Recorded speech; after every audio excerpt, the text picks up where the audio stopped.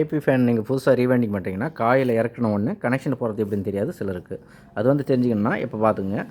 அதாவது வந்து நம்ம காயில் சுற்ற ஆரம்பித்ததை வந்து ரைட் சைடில் வச்சுங்க. நம்ம முடிக்கிற முனையை பார்த்தீங்கன்னா சுற்றி முடிச்சதும் கட் பண்ணுவோம் இல்லையா, அதை வந்து லெஃப்ட் சைடில் வச்சுங்க. இந்த மாதிரி தனித்தனி காயில் சுற்றினா ஜாயின் போடுற மாதிரி வந்துடும். இப்போ நான் தனித்தனியாக தான் சுற்றிருக்கேன், ஒன்றா சுற்றாமல் ஒரே டைமில் தொடர்ச்சியாக சுற்றிருந்தால் இந்த ஜாயிண்ட் வராது. இப்போ என்ன பண்ணுறீங்கன்னா இதை நீங்கள் லீடுக்காக ஒதுக்கி வச்சுங்க ரைட் சைடில் இருக்க. இந்த லெஃப்ட் சைடில் இருக்குது பாருங்கள், அதேமாதிரி அந்த காயில் லெஃப்ட் சைடில் இந்த பக்கம் இருக்கும், இதை எடுத்துங்க. இது ரெண்டையும் லெஃப்ட் சைடில் இருக்கிற ரெண்டையும் ஜாயின் போட்டுருங்க. அந்த ரைட் சைடில் இருக்கிறத பார்த்தீங்கன்னா கனெக்ஷன் லீடுக்காக எடுத்துக்கோங்க. அதே மாதிரி நீங்கள் ஸ்டார்டிங் காயிலையும் கனெக்ஷன் எடுத்துக்கங்க. இப்போ நீங்கள் ஸ்டார்டிங் காயில் இறக்கிறதுக்கு முன்னாடி என்ன பண்ணுறீங்கன்னா இது மாதிரி காட்டன் டேப்பை வந்து அடிச்சிக்கிங்க. இந்த ஸ்டார்டிங் காயில் உட்கார வைக்கிறதுக்கு முன்னாடியே ரன்னிங் காயில் இந்த மாதிரி காட்டன் டேப் வச்சு மறைச்சிருங்க. அப்போ தான் வந்து அந்த காயிலுக்கு இந்த காயிலுக்கு தொடர்பு இல்லாமல் இருக்கும்.